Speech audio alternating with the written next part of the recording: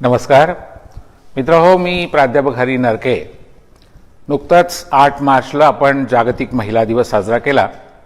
10 मार्चला सावित्रीबाई फुले यांचा स्मृती दिवस होता। या दोन्ही निमित्तानं मी सावित्रीबाईंच्या स्मृतीला अभिवादन करतो आणि आमच्या महिला भगिनींना मनपूर्वक शुभेच्छा देतो। मित्रहो, आपण गेली काही दिवस महात्मा ज्योतिराव फुले आणि सावित्रीबाई फुले यांच्या जीवन कार्याच्या संबंधामध्ये, त्यांच्या विचारांच्या, साहित्याच्या आणि चळवळीच्या संबंधामध्ये चर्चा करतो आहोत।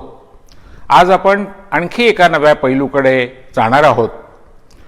बघा, शेती हा जगातला सगळ्यात प्राचीन आणि सगळ्यात मोठा व्यवसाय आहे। आज सुद्धा भारतातले 50% जास्त लोक शेतीवर उपजीविकेसाठी अवलंबून आहेत। हे खरं आहे की GDP मध्ये शेतीचा जो काही आज वाटा आहे तो कमी होत चाललाय, पण तरी सुद्धा आपला शेतकरी राजा पिकवतो म्हणून आपल्यापर्यंत अन्न पोहोचतं। महात्मा ज्योतिराव फुलेंच्या काळामध्ये तर 100% लोक शेतीवर अवलंबून होते आणि त्यामुळे महात्मा फुलेंनी शेतीच्या संबंधामध्ये जे चिंतन मांडलंय शेतकऱ्याच्या आसूडमध्ये, त्याच्याबद्दल आपण मागच्या एका भाषणामध्ये चर्चा केलेली होती।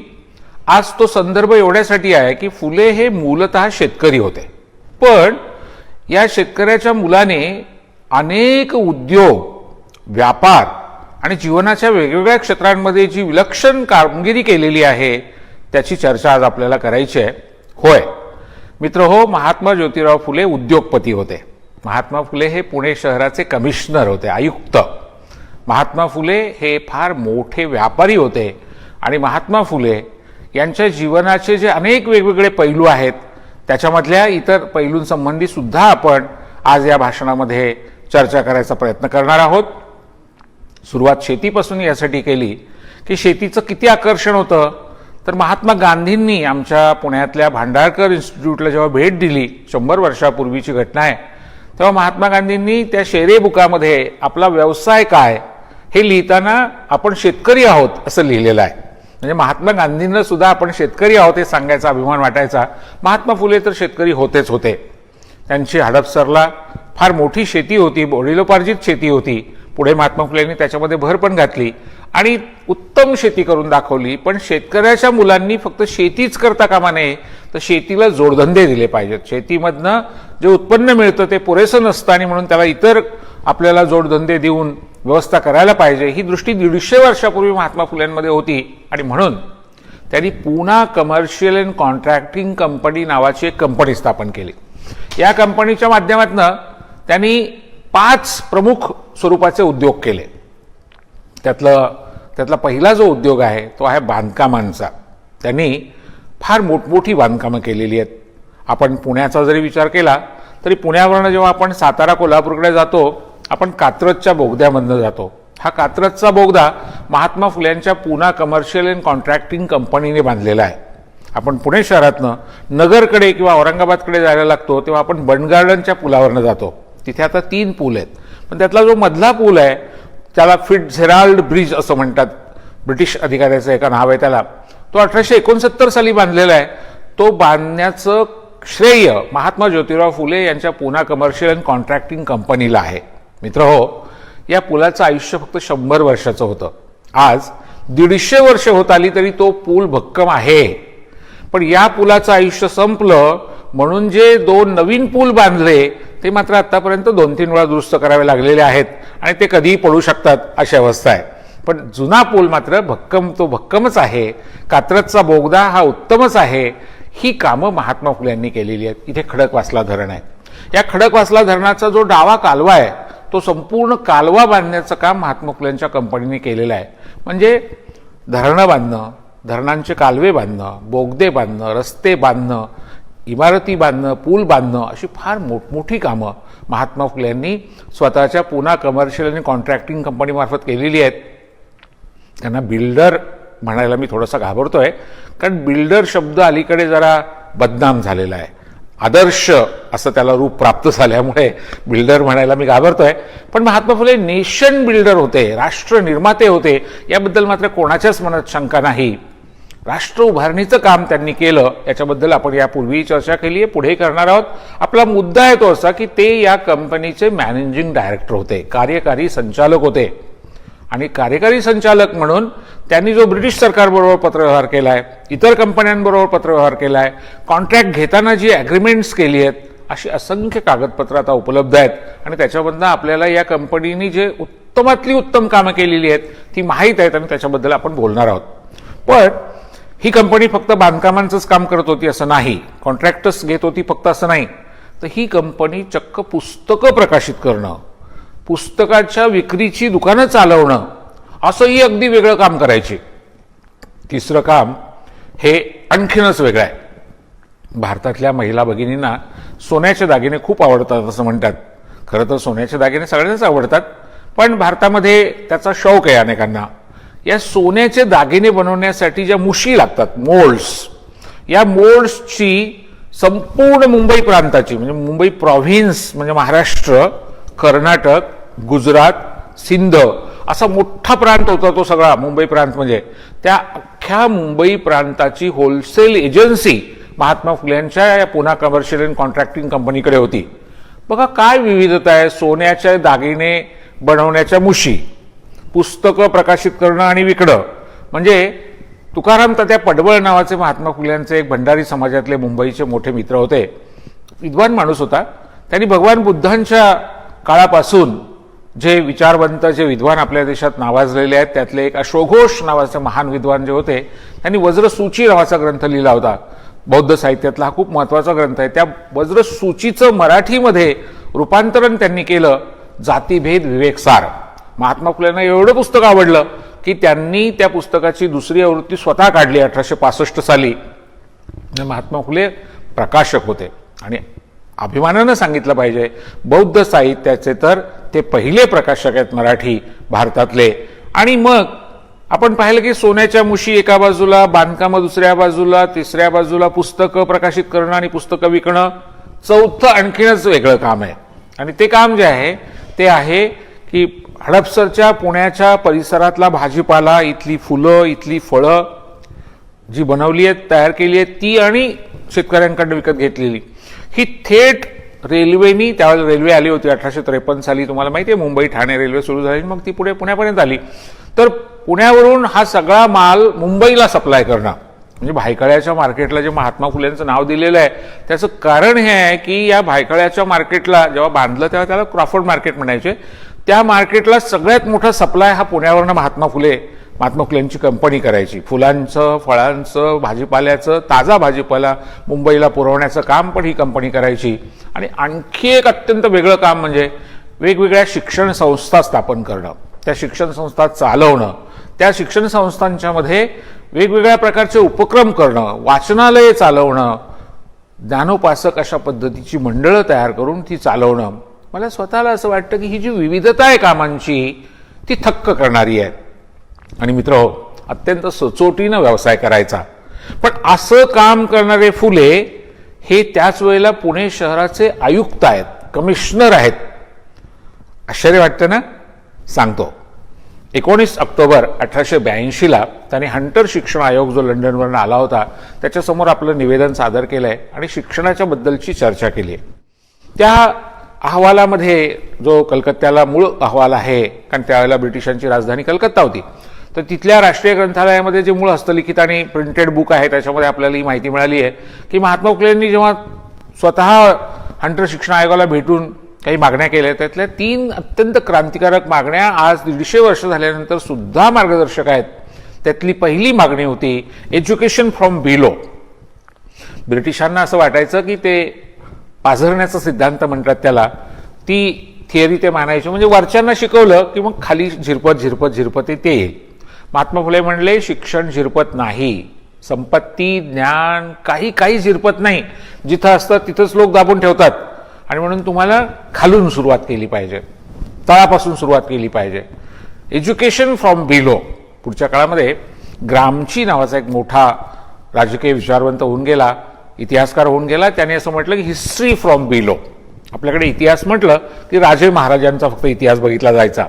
तो म्हणाला की इतिहास फक्त राजे महाराजांचा नसतो, इतिहासामध्ये आपल्याला हे बघावं लागतं की त्यावेळेचा सामान्य शेतकरी कसा जगत होता, त्यावेळेचा साधा नोकर माणूस, कामगार माणूस, कारागीर माणूस कसा जगत होता, काय खात होते, काय पीत होते, कसं जगत होते, त्याची सुद्धा नोंद इतिहासाने घेतली पाहिजे.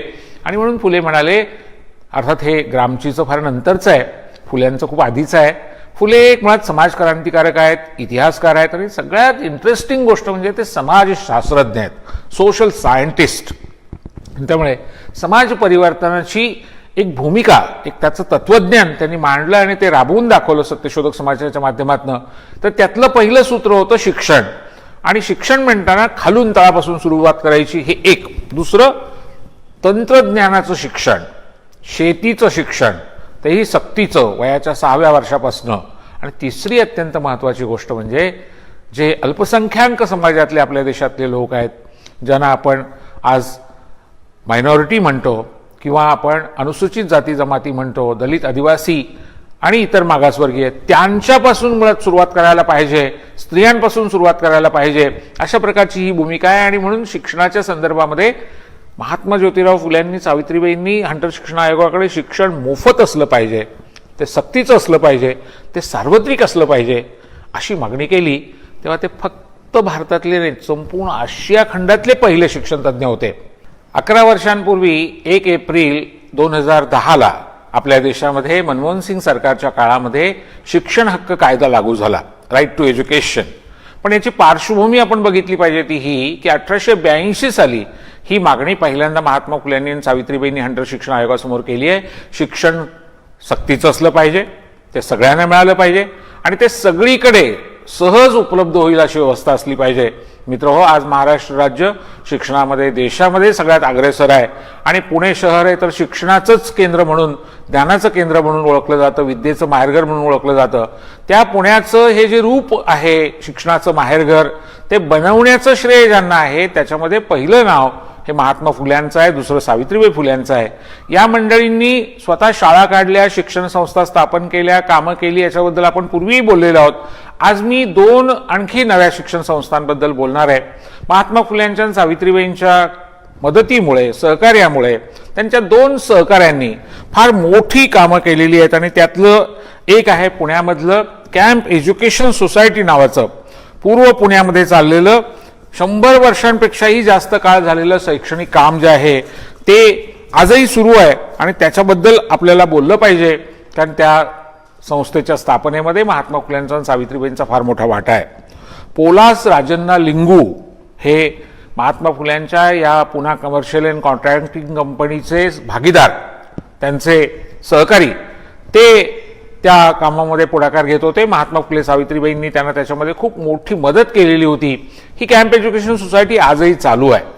दुसरी संस्था ही आहे डेक्कन एज्युकेशन सोसायटी. आपल्याला माहिती आहे ज्याच्यामध्ये शाहू महाराजांचं फार मोठं योगदान होतं आणि ज्याच्यामध्ये पुढच्या काळामध्ये टिळक, आगरकर या सगळ्यांनी फार महत्त्वाचं काम केलेलं आहे. पण आपण बघणार आहोत ती त्या नावाशी थोडंफार साधर्म्य असलेली पण मुळात बहुजन समाजासाठी शिक्षणाचं काम करणारी जी संस्था आहे तिचं नाव आहे डेक्कन मराठा एज्युकेशन सोसायटी. आज आदरणीय पवार साहेब या संस्थेचे अध्यक्ष आहेत. तिच्या नावात थोडा बदल झालेला आहे, पण प्रामुख्यानं मराठा समाजाच्या शिक्षणासाठी काम करणारी ही शिक्षण संस्था स्थापन करण्यामध्ये महात्मा फुले सावित्रीबाई आणि त्यांचे फार महत्त्वाचे सहकारी गंगाराम भाऊ म्हस्के, जे स्वतः मराठा समाजातले होते, त्यांचं फार मोठं योगदान राहिलं. मित्रहो, गंगाराम भाऊ म्हस्के हे संपूर्ण भारतातले त्यावेळेचे मराठा समाजातले सर्वात जास्त शिकलेले, उत्तम इंग्रजी येत असलेले आणि सरकार दरबारी त्यामुळे प्रचंड वजन असलेले असे महात्मा फुले आणि सावित्रीबाईंचे सहकारी होते.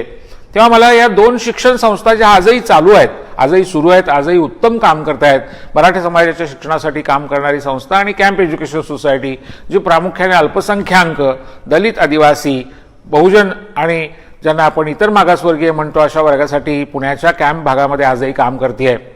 या कॅम्प एज्युकेशन सोसायटीमध्ये पुढे आचार्य आत्रे शिक्षक आणि मुख्याध्यापक होते.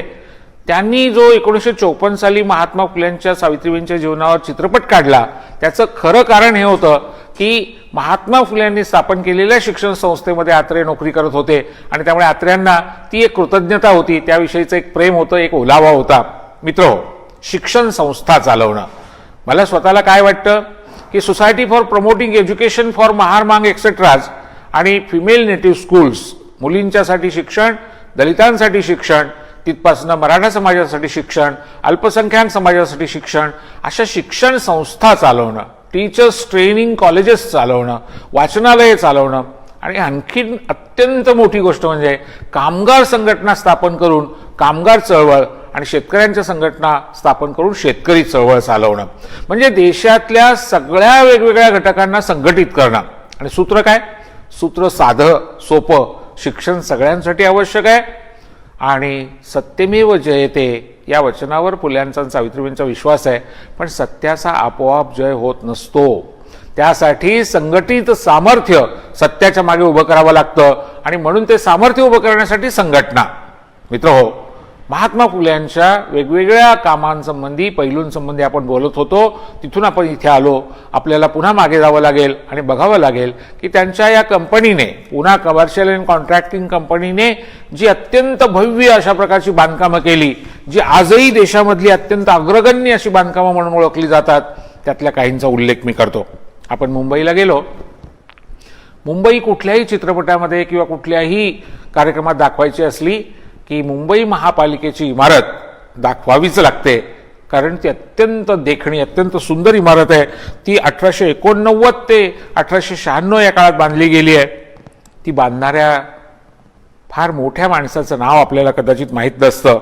व्यंकू बाळोजी कालेवार हे आपल्या पुणे जिल्ह्यातल्या घोड नदीचे, म्हणजे शिरूरचे वंजारी समाजातले हे अत्यंत गरीब घरातून आलेले कार्यकर्ते पुण्यामध्ये आले. महात्मा फुलेंशी ओळख झाली आणि महात्मा फुलेंनी त्यांना आपल्या कंपनीमध्ये पार्टनर बनवून घेतलं, त्यांना प्रशिक्षण दिलं आणि हे कालेवार हे इतके तालेवार झाले पुढे की त्यांनी मुंबईमधली ही स्वतंत्र आणि अत्यंत देखणी अशी मुंबई महापालिकेचं, ज्याला मुख्यालय आपण म्हणतो, हेडक्वार्टर म्हणतो, ती इमारत बांधली, जी अत्यंत सुंदर शिल्प वाटावं अशा प्रकारची इमारत आहे. आणि 1896 साली जरी ती बांधून पूर्ण झाली असली तरी आजही ती अतिशय दर्जेदार अशा प्रकारचं काम देतीये. रामय्या व्यंकय्या अय्यावारू हे महात्मा फुल्यांचे एक दुसरे सहकारी. हे मुळात तेलुगू भाषिक, हे आंध्र प्रदेशातनं मुंबईत आलेले, खूप गरिबीतनं त्यांनी सुरुवात केली. तेही महात्मा फुल्यांचे पार्टनर. या पुन्हा कमर्शियल अँड कॉन्ट्रॅक्टिंग कंपनीमध्ये तेही एक भागीदार म्हणून काम करत होते. पुढे त्यांनी स्वतःची कंपनी काढली. या माणसाने केलेलं एक काम तुम्हाला जर सांगितलं तर आपल्या सगळ्यांना आनंदाने अभिमान वाटेल. भंडारदऱ्याचं धरण जे आहे ते देशातलं सगळ्यात जुनं धरण आहे आणि सगळ्यात भक्कम आणि सुंदर धरण आहे. हे धरण बांधलंय कुणी माहिती आहे? हे धरण बांधलंय रामय्या व्यंकय्या अय्यावारू यांनी. बडोद्याला तुम्ही गेलात तर सयाजीराव गायकवाड महाराजांचा जो राजवाडा आहे, लक्ष्मी पॅलेस, अतिशय भव्य दिव्य सुंदर, हा राजवाडा आमच्या या रामय्या व्यंकय्या अय्यावारूंनी बांधलेला आहे. जाया काराडी लिंगू नावाचे महात्मा फुल्यांचे आणखी एक सहकारी आणि पार्टनर. ते आधी न्यायमूर्ती होते. नंतर त्यांनी वेगवेगळ्या क्षेत्रामध्ये अतिशय उत्तम काम केलं. त्यातलं एक मोठं काम सध्या कोरोनाच्या काळामधून आपण जातोय तेव्हा आपल्याला जरूर त्याची आठवण झाली पाहिजे. जेव्हा 1897 साली पहिल्यांदा प्लेग आला भारतामध्ये आणि तो मुंबईत आला, तेव्हा मुंबईमध्ये हजारो माणसं मरत असताना प्लेगसाठी म्हणून स्वतंत्र हॉस्पिटल, देशातलं पहिलं हॉस्पिटल ज्यांनी सुरू केलं ते आहेत आमचे जाया काराडी लिंगू. हे महात्मा फुलेंचे एक पार्टनर, एक सहकारी, ज्यांनी पुढे अतिशय मोठमोठी कामं केलेली आहेत. एक उल्लेख केला पाहिजे, मुंबई महानगरपालिकेचे म्हणजे त्यावेळच्या नगरपालिकेचे ते 12 वर्ष नगरसेवक होते. नरसिंग साहेबू वडनाला हे एक महात्मा फुलेंचे आणखीन पार्टनर, सहकारी, सत्यशोधक कार्यकर्ते. भायखळ्याचा जो अतिशय जुना आणि अप्रतिम पूल आहे तो पूल यांनी बांधलेला आहे. परळचं रेल्वे वर्कशॉप जे आहे ते सुद्धा या नरसिंग साहेबू वडनाला यांनी बांधलेलं आहे. राजू बाबाजी वंजारी हेही महात्मा फुलेंच्या तालमीमध्ये तयार झालेले कार्यकर्ते, त्यांचे पार्टनर आणि ज्यांनी नंतर स्वतंत्रपणे उत्तम कामं केली. सोलापूरची लक्ष्मी विष्णू मिल जी आहे ती यांनी बांधलेली आहे. आणि मुंबईमधलं एक अतिशय अप्रतिम असं काम त्यांनी केलेलं आहे. म्हणजे टाइम्स ऑफ इंडियाचं जे मुख्यालय आहे विटी स्टेशनच्या समोर, म्हणजे आता ज्याला आपण छत्रपती शिवाजी महाराज टर्मिनस असं म्हणतो, त्याच्या समोर मुंबई महापालिकेच्या या मुख्यालयाच्या बाजूला ही टाइम्स ऑफ इंडियाची इमारत आहे आणि ती बांधण्याचं काम या आपल्याला लक्षात येतं राजू बाबाजी वंजारी यांनी केलेलं आहे. मित्रहो, पोलास राजन्ना लिंगू, मगाशी मी उल्लेख केला की कॅम्प एज्युकेशन सोसायटी यांनी स्थापन केली, जी आजही पुण्यामध्ये आणि इतर भागांमध्ये सुद्धा फार उत्तम काम करते.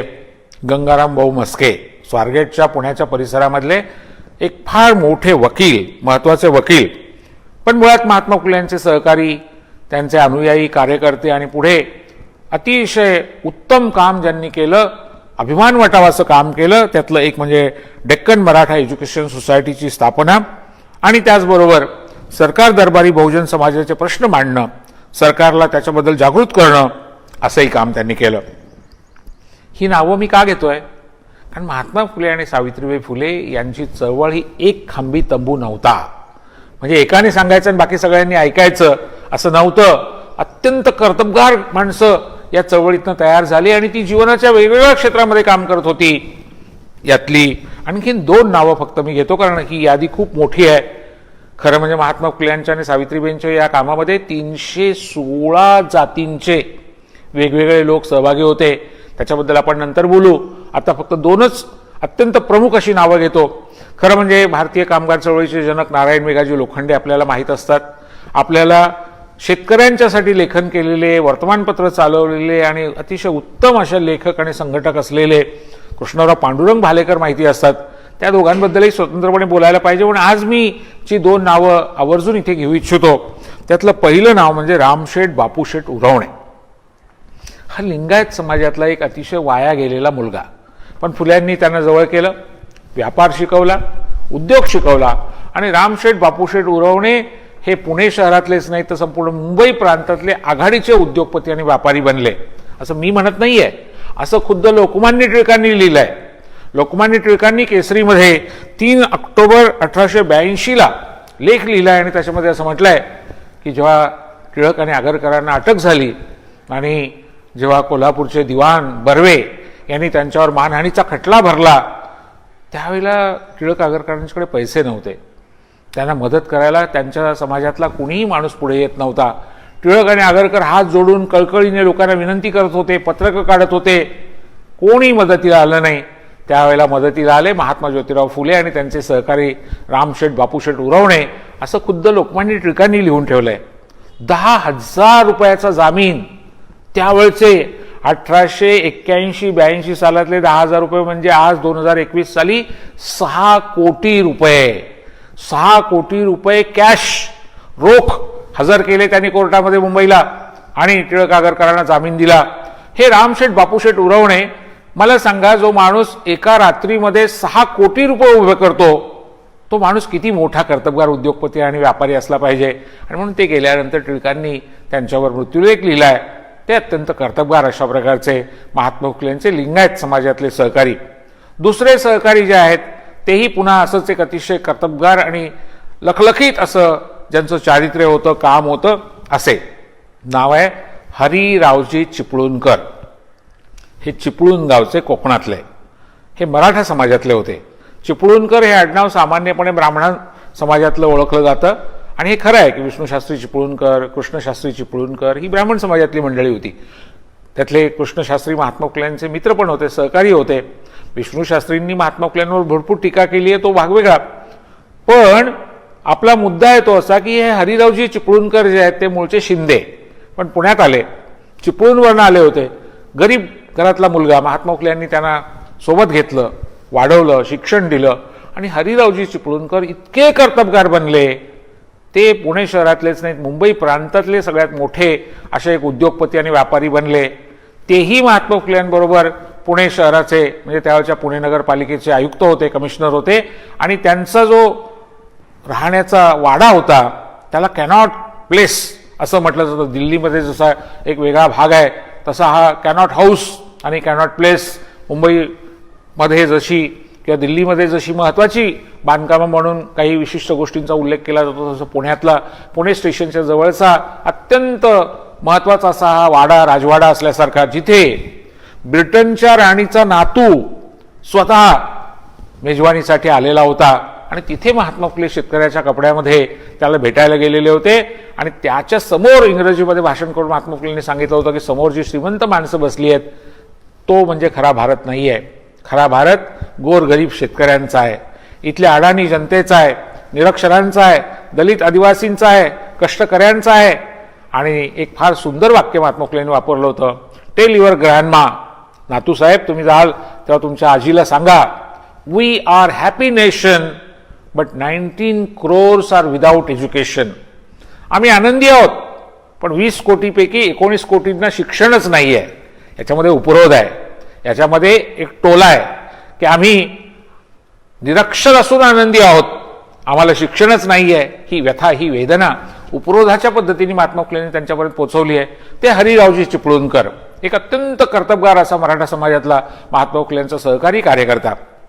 मित्र हो, आपला मुद्दा असा आहे की हे कधी काळी महात्मा फुलेंचे अनुयायी कार्यकर्ते म्हणून त्यांनी जीवनाला सुरुवात केली, मग पार्टनर म्हणून कामं केली आणि नंतर त्यांना महात्मा फुलेंनी स्वतंत्र कंपन्या काढायला सांगितल्या आणि त्यांनी स्वतःच्या कंपन्यांच्या द्वारे अतिशय दर्जेदार अशा प्रकारची कामं उभी केली. मित्र हो, शक्यतो उद्योगपती असलेला माणूस, व्यापारी असलेला माणूस स्वतःचा व्यापार कसा वाढेल, स्वतःचा उद्योग कसा वाढेल एवढंच बघतो. महात्मा फुलेंनी असं केलं नाही. अनेक कार्यकर्ते तयार केले, माणसं तयार केली, व्यापारी उद्योगपती तयार केले आणि त्यामुळे उद्योगपती महात्मा फुले किंवा मॅनेजिंग डायरेक्टर महात्मा फुले असं ऐकायची आपल्याला सवयच नाही, पण ते फुल्यांचं रूप आहे. आणखी एक रूप मी ज्याचा पुन्हा पुन्हा उल्लेख करतोय, कमिशनर, आयुक्त. होय मित्र हो, हंटर शिक्षण आयोगाला जेव्हा 1882 साली महात्मा फुलेंनी निवेदन दिलं, ते आपण कलकत्त्यामधनं मिळवलं. ते छापताना आमच्या धनंजय कीर आणि सगम मालशे यांनी एक चूक केली. त्यांनी इंग्रजी निवेदनाचं भाषांतर करताना कमिशनर या शब्दाचा अनुवाद नगरपिता, म्हणजे ज्याला आज नगरसेवक म्हणतात, असा केला आणि त्यामुळे लोकांना असं वाटत राहिलं की फुले फक्त नगरसेवक होते. मी जेव्हा तो मूळ अहवाल वाचला तेव्हा मी यदी फडके सरांना असं विचारलं की सर, कमिशनर या शब्दाचा मराठीमध्ये भाषांतर करत असताना आपण असा नगरपिता किंवा नगरसेवक कसं काय अर्थ लावू शकतो? यदी फडके म्हणाले, ती चूक झालेली आहे, तुम्ही दुरुस्त करा. आणि म्हणून फडके सरांच्या संपादनाखाली जेव्हा 1990 साली आदरणीय पवारसाहेब मुख्यमंत्री असताना आपण महात्मा फुले समग्र वाङ्मयाची नवी आवृत्ती काढली, तेव्हा आपण त्याच्यामध्ये दुरुस्ती केली आणि आपण कमिशनर फुले या गोष्टीकडे भर दिला. ही गोष्ट लोकांच्या लक्षात आणून दिली. होय मित्रांनो, 1876 ते 1883 अशी 7 वर्ष महात्मा फुले पुणे शहराचे आयुक्त होते आणि त्या काळामध्ये त्यांनी जी कामं केली, आयुक्त म्हणून जी कामं केली, त्याच्याबद्दल आपल्याला थोडी माहिती घेतली पाहिजे. त्यावेळच्या नगरपालिकेचं कागदपत्रांचं, रेकॉर्ड्सचं दप्तर आजही शनिवारवाड्याच्या मागे जो नानावाडा आहे तिथे आहे. तिथे मी महिने बसून तिथल्या कागदपत्रांचा अभ्यास केलेला आहे. ही मोडी लिपीतली कागदपत्र आहेत, मराठीतलीच पण लिपी मोडी. मित्र हो, काय सांगतात ही कागदपत्र? पुणे नगरपालिकेची कागदपत्र सांगतात की 7 वर्ष महात्मा फुल्यांनी आयुक्त म्हणून अतिशय चोख कारभार केलेला आहे. पुणे शहरामध्ये 3 महत्त्वाची कामं त्यांनी केली. पहिलं म्हणजे आज सुद्धा आणि त्याही काळात सगळ्यात जास्त आजार माणसांना होतात ते पाणी अशुद्ध असेल, प्यायचं पाणी अशुद्ध असेल तर. बऱ्याचदा असं होतं की ओढ्यावरचं पाणी, कॅनॉलमधनं येणारं पाणी, लोक म्हशी धुतात, गाया धुतात, कपडे धुतात, आंघोळी करतात, त्यातनं ते अशुद्ध बनतं, खराब होतं आणि तेच पिल्यानंतर अनेक प्रकारच्या रोगराया होतात. तेव्हा बंद नळाने पाणी घरोघर पोचवायचं, बंद नळाने ते पुणे शहरात आणायचं आणि शुद्धीकरण करून घरी पोचवायचं, घरोघरी पोचवायचं. ही योजना पहिल्यांदा महात्मा फुलेंनी बनवली आणि ती त्यांनी यशस्वी करून दाखवली. पुणे शहरामध्ये आज घरोघर जे बंद नळाने पाणी मिळतं, घरोघर पाणी मिळतं, ती पुणे शहराच्या उभारणीतली फार मोठी गोष्ट करण्यामध्ये महात्मा फुल्यांचा पहिला क्रमांक आहे, 1 नंबर आहे. दुसरी महत्त्वाची गोष्ट महात्मा फुलेंनी केली, त्यांनी पुणे शहरामध्ये प्रत्येक पेठेमध्ये 1 दवाखाना कमीत कमी असला पाहिजे आणि 1 शाळा असली पाहिजे. तेव्हा शिक्षण आणि आरोग्य ह्या सगळ्यात महत्त्वाच्या गोष्टी नगरपालिकेने पाहिल्या पाहिजेत आणि प्रत्येक पेठेमध्ये त्याची सोय केली पाहिजे. त्या दृष्टीने दिलेला अग्रक्रम, त्या दृष्टीने दिलेला प्राधान्यक्रम. तिसरी मोठी गोष्ट म्हणजे सगळ्या शहरामध्ये उत्तम रस्ते असले पाहिजेत. त्या रस्त्यांची दररोज साफसफाई झाली पाहिजे. संध्याकाळी रात्री तिथून फिरताना स्त्रियांना, लहान मुलींना, मुलांना असुरक्षित वाटू नये, त्यांचा सुरक्षिततेचा प्रश्न सुटावा म्हणून त्याच्यावर दिवाबत्ती, त्यावेळेला इलेक्ट्रिसिटी नव्हती, वीज नव्हती, पण रॉकेलचे दिवे रस्त्यावर लावण्याची सोय आणि ते रस्ते स्वच्छ करण्याची, साफ ठेवण्याची सोय आणि त्या रस्त्यांच्या कडेने दोन्ही बाजूनी फळझाडे लावून त्या फळांचं उत्पन्न जे येईल त्याच्यामधनं त्या रस्त्यांचा मेंटेनन्स आज बांधा, उपयोगात आणा आणि वापरून मग शासनाला द्या, अशी जी योजना चालवली जाते त्याचं जणू काही हे बीजरूप आहे की ते रस्ते जे आहेत, त्या रस्त्याच्या बाजूची जी झाडं आहेत त्या झाडांच्या फळांच्या उत्पन्नातनं त्या रस्त्यांचं सगळं जे काही मेंटेनन्सचं काम आहे, दुरुस्तीचं काम आहे ते करता आलं पाहिजे. असे रस्ते पुणे शहरात सगळीकडे असले पाहिजेत, अशी व्यवस्था. मित्रहो, पुणे शहराच्या उभारणीचं, पुणे शहराच्या आधुनिकीकरणाचं, पुणे शहराच्या नवनिर्माणाचं श्रेय म्हणजे एक प्रकारे आधुनिक पुण्याचे निर्माते म्हणून महात्मा फुले यांचा उल्लेख जर केला तर तो चुकीचा होणार नाही. 7 वर्ष त्यांनी कमिशनर म्हणून, आयुक्त म्हणून जे काम केलंय त्याच्यावर खरं म्हणजे आम्ही कमिशनर महात्मा फुले असं पुस्तकच प्रसिद्ध करतो आहोत. त्यावेळी त्यांनी केलेली भाषणं, त्यांनी केलेला पत्रव्यवहार, त्यावेळी त्यांनी मांडलेले ठराव, सगळं काही आम्ही प्रसिद्ध करतो आहोत कमिशनर फुलेमध्ये. आता फक्त मी उल्लेख करतो तो आपल्याला महत्त्वाचा वाटला पाहिजे तो असा की आता बघा, सरकारी अधिकारी म्हणून एका बाजूला आयुक्त म्हणून काम करायचं, त्याच वेळेला स्वतंत्र उद्योगपती म्हणून काम करायचं, त्याच वेळेला शिक्षण संस्था चालवायच्या, त्याच वेळेला लेखन करायचं, लेखक म्हणून, शाहीर म्हणून, कवी म्हणून, नाटककार म्हणून फुल्यांचं जे योगदान आहे त्याच्याबद्दल आपण याआधी चर्चा केलेली आहे. पुन्हाही नंतर वेळ मिळाला तर करू. मला स्वतःला असं वाटतं की एवढी अंग एकाच माणसामध्ये असणं हे साधं काम नाही, हे सोपं काम नाही. पण हे महात्मा फुल्यांमध्ये होतं, ही एक गोष्ट.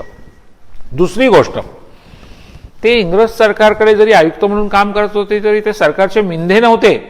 सरकारला जर काही गोष्टी पटल्या नाहीत तर ते सांगण्याची हिंमत त्यांच्यामध्ये होती. मी फक्त 2च गोष्टींचा आपल्याला पुरावा देतो. पुरावा क्रमांक 1, गव्हर्नर जनरल पुण्याला भेट द्यायला येणार होते. गव्हर्नर जनरल येणार म्हणजे प्रचंड मोठा सोहळा, कलकत्त्यावरनं येणार.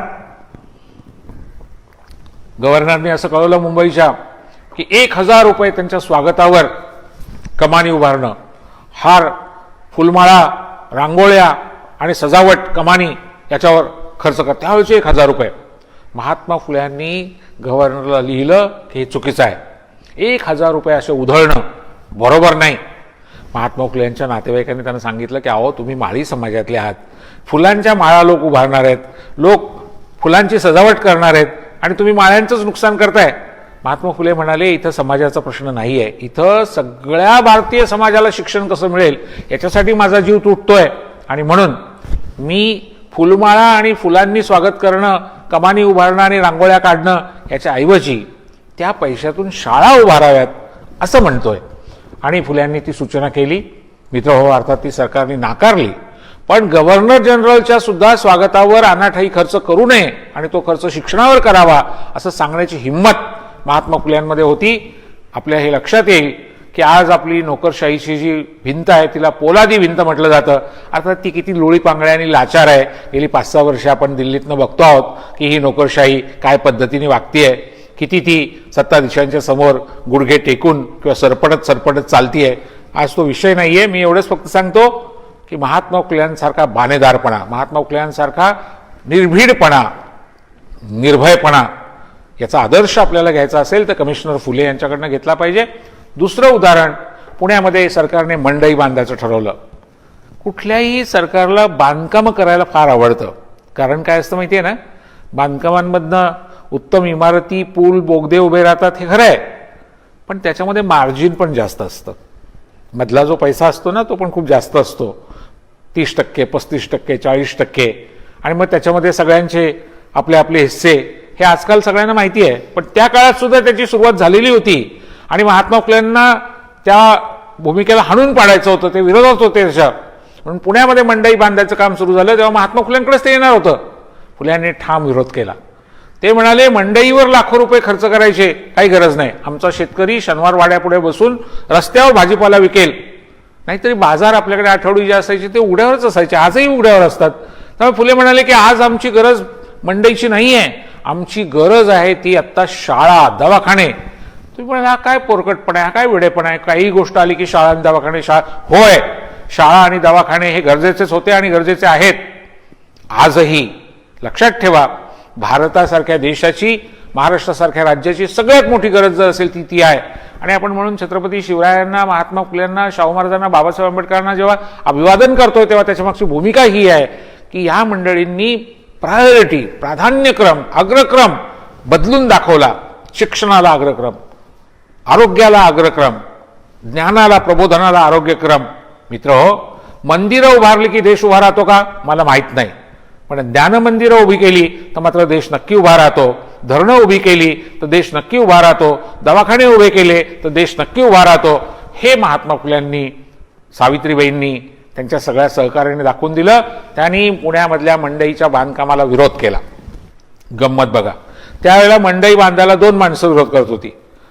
पहिले महात्मा फुले, त्यांची भूमिका ही होती की तो खर्च तुम्ही शिक्षणावर करा, आणि दुसरे लोकमान्य टिळक, त्यांची भूमिका वेगळी होती.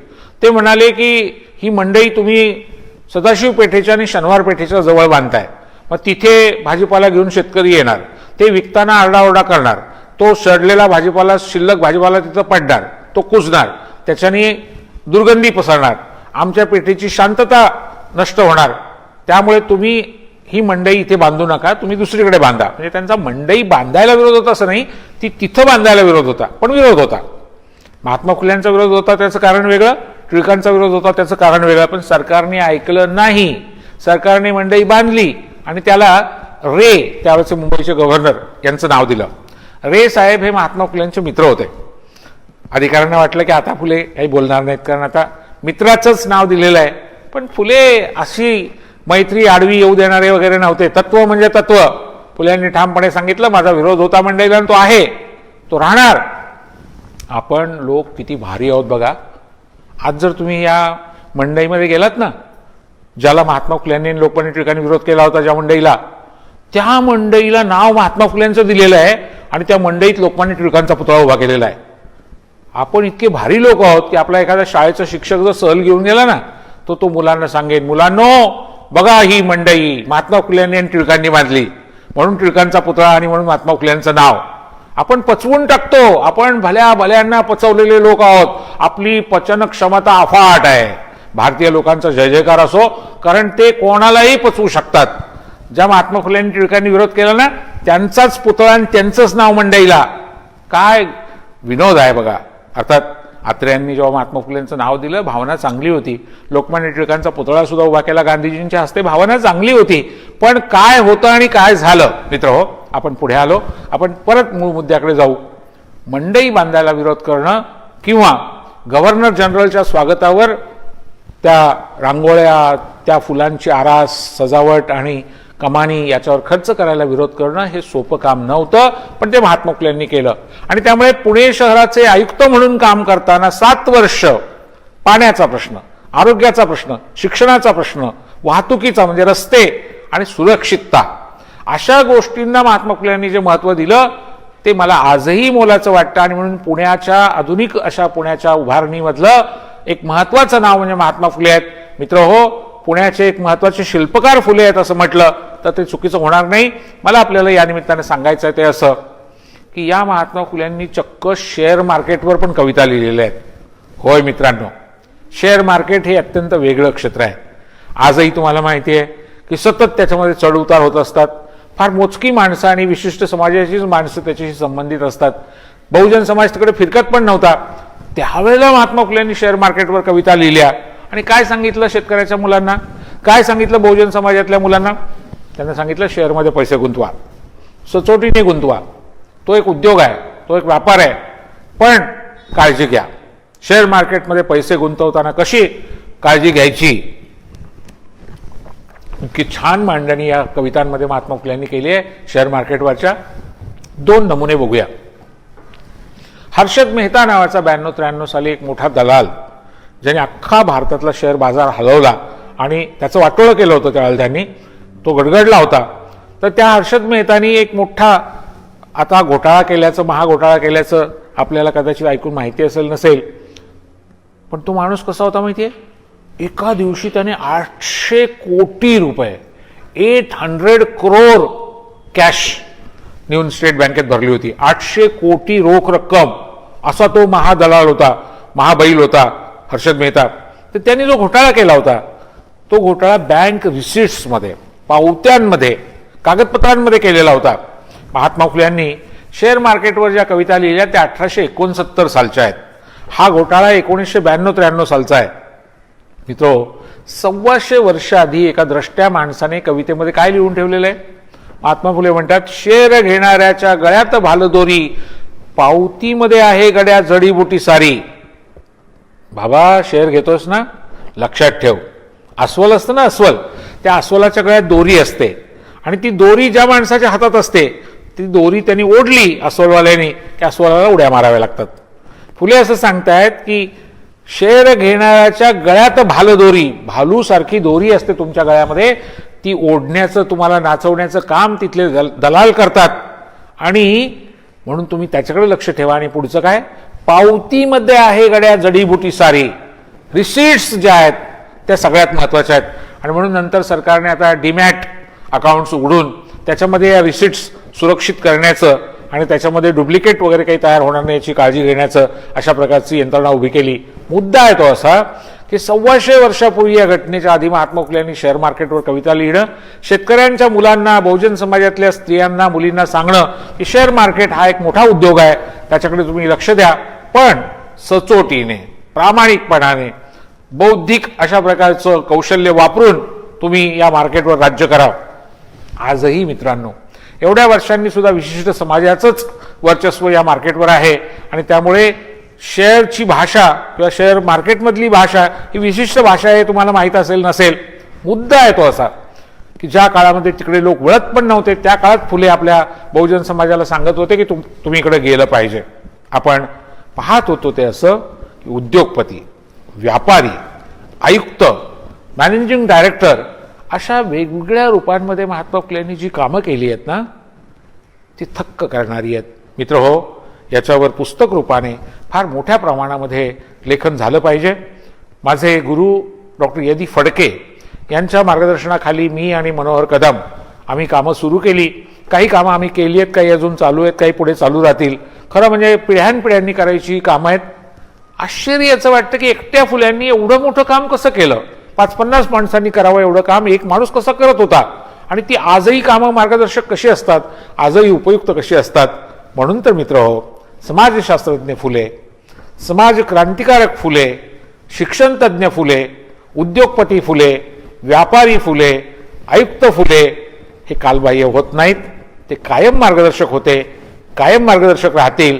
आणि म्हणून त्यांनी जो संदेश आपल्याला दिला होता, सगळ्यांना बरोबर घेऊन चला, गोळ्या मेळ्याने चला, राष्ट्रीय एकात्मता आणि शांततामय सहजीवन कसं राहील हे बघत बघत चला, मला त्याची फार आठवण येते. आज 8 मार्चला जागतिक महिला दिवस नुकताच आपण साजरा केला.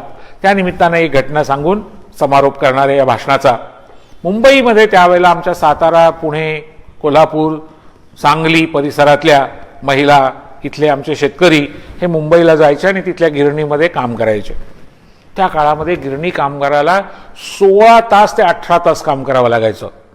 मित्र हो, नियम इतके वाईट होते की 5 मिनिटं आमचा कामगार जर उशिरा आला बोंगा झाल्यानंतर तर त्याचा अर्ध्या दिवसाचा पगार कापला जायचा. आणि म्हणून पगार कापला जाऊ नये म्हणून अनेक आमचे कामगार हे तिथल्या फुटपाथवर झोपायचे, गिरणीच्या समोर झोपायचे. त्या कामगारांमध्ये 40 ते 50% महिला असायच्या. या महिलांना घरी जाऊन स्वयंपाक करावा लागायचा. मुलं ज्यांची लहान असतील त्यांना दूध पाजणं, त्या मुलांचं सगळं करणं, आणि परत येऊन अनेक स्त्रिया सुद्धा पहाटेच्याच वेळी येऊन तिथं फुटपाथवर बसायच्या किंवा झोपायच्या. त्यांच्या सुरक्षिततेचे प्रश्न होते, त्यांच्या आरोग्याचे प्रश्न होते, कुठल्याही प्रकारच्या सोयी सवलती नव्हत्या. कामाचे तासच जिथे 16 आणि 18, स्त्रियांसाठी ना त्या ठिकाणी लहान मुलं त्यांची जी आहेत ते ठेवण्यासाठी पाळणागृह होती, ना स्त्रियांसाठी स्वतंत्र अशा प्रकारची स्वच्छतागृह होती. कुठल्याही सोयी सुविधा नव्हत्या. त्या काळामध्ये नारायण मेघाजी लोखंड्यांना महात्मा फुले यांनी पुढे केलं आणि लोखंड्यांच्या माध्यमातून भारतातली पहिली कामगार चळवळ उभी केली. बॉम्बे मिल हँड्स असोसिएशन, काम करणाऱ्या हातांची संघटना, कामगारांची संघटना उभी राहिली आणि त्या संघटनेने संघर्ष करून पुढे फॅक्टरी ऍक्ट आणला, पुढे कायदे आणले. कामाचे तास आधी 12 झाले, मग ते कमी होत होत होत 8 पर्यंत आले. 5 दिवसाचा आठवडा काही ठिकाणी आता आपण करू शकलो आहोत. हे एका दिवसात झालेलं नाही. यासाठी 100-150 वर्षाच्या लढाईचा इतिहास आहे. आणि म्हणून भगवान बुद्ध असं म्हणायचे की आपल्याला कृतज्ञता हे सगळ्यात महत्त्वाचं मूल्य कधीही विसरता कामा नये. आपण बाबासाहेब आंबेडकर असं म्हणायचे की ज्याला आपला इतिहास माहीत नसतो तो इतिहास घडवू शकत नाही. मित्रहो, महात्मा फुल्यांच्या, नारायण मेघाजी लोखंड्यांच्या आणि या सगळ्या लोकांच्या कामाची आठवण आपण यासाठी करतोय की आपल्या बहुजन समाजाचा इतिहास आपल्याला माहीत असला पाहिजे. आमच्या या 8 मार्चच्या निमित्तानं घटनेचा उल्लेख करायचा होता तो असा की आमच्या महिला भगिनी ज्या आहेत त्यांच्यावर एकदा एका मिलमधल्या मॅनेजरनी खोटे आरोप लावले. पोलिसांना बोलवलं आणि सांगितलं की या महिला दंगल करतात, त्या 400 महिलांना धक्का बसला मिलमध्ये काम करणार आहेत आणि कधी कायदा हातात घेतलेला नव्हता आणि हा माणूस सरळ दंगल करतो म्हणून त्यांच्यावर आरोप करतात. तेव्हा त्या महिला सत्यशोधक होत्या, लोखंड्यांच्या आणि फुल्यांच्या सावित्रीबाईंच्या कार्यकर्त्या होत्या. त्या म्हणाल्या ठीक आहे पोलीस दादा, तुम्हाला आम्हाला अटक करायची ना करा, फक्त आम्हाला एक 5 मिनिटं द्या. हे मॅनेजर साहेब आहेत ना, आमच्या भावासारखे आहेत, त्यांचे आमचे खूप चांगले संबंध आहेत. आता आम्ही तुरुंगात जाणार, परत येऊ नाही येऊ, तेव्हा त्यांना भेटून आम्ही घेतो.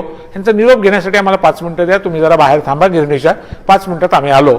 पोलिसांना बाहेर काढलं, गिरणीच्या मुख्य दाराला प्रवेशद्वाराला कुलूप लावलं आणि या 400 महिलांनी 25 मार्चला त्या अधिकाऱ्याला तुडवलं, बडवून काढलं आणि त्याला धडा शिकवला आणि सांगितलं आम्ही सातारच्या बायका आहोत, आम्ही कोल्हापूरच्या बायका आहोत, आम्ही पुण्याच्या बायका आहोत. आता कळलं ना दंगल कशाला म्हणतात ते?